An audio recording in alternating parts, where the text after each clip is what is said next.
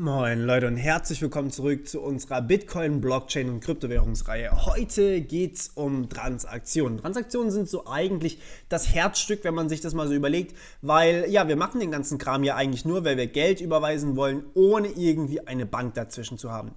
Und das heißt, Transaktionen sind tatsächlich sehr, sehr wichtig. Allerdings funktionieren sie tatsächlich eher wie ein Bargeld oder wie beim Geben von Bargeld sozusagen, nicht wie bei einer Online-Überweisung. Das heißt, das ist ganz wichtig, dass ihr den Teil im Kopf behaltet. So, wir nehmen jetzt einfach mal Folgendes an. Und zwar, wir bekommen irgendwoher, also Alice bekommt irgendwoher 1 oder $200. In unserem Fall sind das jetzt hier, oder 200 Euro, in unserem Fall sind das hier jetzt 200 Euro.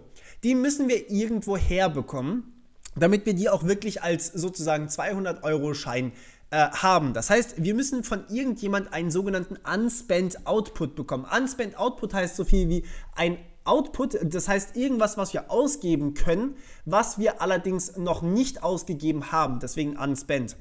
Und ja, jetzt können wir diesen Unspent Output auch wirklich wieder ausgeben. Das heißt, wenn wir jetzt zum Beispiel Bob 200 Euro geben wollen, dann müssen wir nichts weiter machen, als ihm diese 200 Euro zu überweisen oder eben zu geben. Das heißt, das ist alles kein Problem. Allerdings ist es wie bei Geldschein auch ein Problem, wenn wir zum Beispiel jetzt hier nicht genug haben. Wir können ihm jetzt hier nicht einfach sagen, hey, ich gebe dir 300 Euro, obwohl ich nur 200 habe.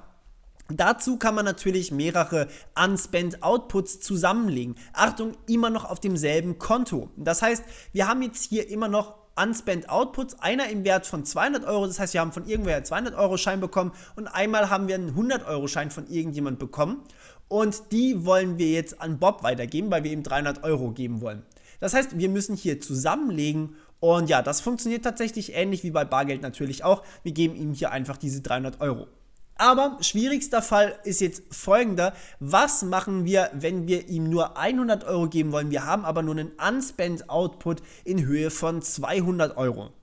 Naja, dann können wir nicht einfach hergehen und diesen Schein zerreißen und ihm nur die Hälfte geben. Nein, es muss wirklich immer der vollständige Unspent Output in die Transaktion eingehen.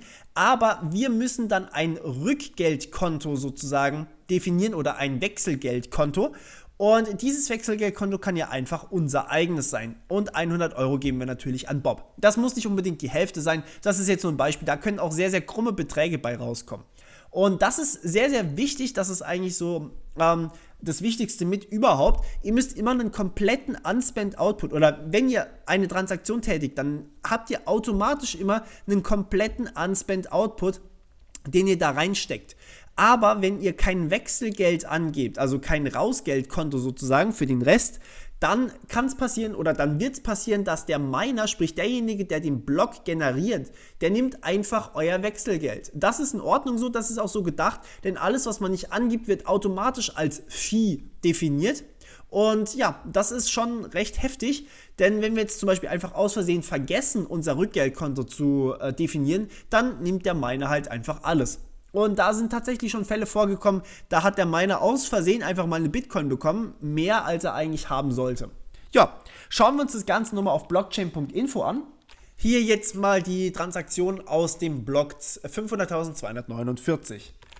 Und zwar, wir haben hier mehrere Transaktionen, die hier oben, die machen wir noch irgendwann anders. Wir sehen hier, die erste Transaktion ist gleich so eine mit Rausgeld, das heißt, hier hatte jemand insgesamt 0,1810542 Bitcoin, die er mal bekommen hat von irgendwoher und die musste er jetzt natürlich komplett in diese Transaktion reinstecken. Das heißt, er hat hier wirklich nur die Möglichkeit, sein komplettes Geld von diesem Unspent Output in die Transaktion reinzustecken, wollte aber eigentlich nur 0,005 Bitcoin an jemanden überweisen, nämlich an denjenigen mit dem Konto 151QF, was weiß ich was. Und den Rest musste er wieder angeben als, das ist jetzt wiederum mein Konto. Das heißt, er hat hier wirklich als Ausgabekonto sein eigenes Konto wieder reingesteckt. Und hier sind dann eben die ganzen anderen $2.960 quasi wieder zurückgekommen. Ja, das heißt, sehr, sehr wichtig, hätte er das hier nicht gemacht, also hätte er das nicht definiert, dann hätte der Miner einfach gratis $2.960 für diese eine Transaktion bekommen. Das gibt es natürlich nicht nur mit einer Transaktion, sondern das kann mit jeder von diesen fast 2.500 Transaktionen passieren und da kommt dann natürlich einiges zusammen. Das heißt, wenn man das vergisst, ist es natürlich sehr, sehr übel für denjenigen, der das hier macht und für den Miner natürlich unglaublich toll. Okay.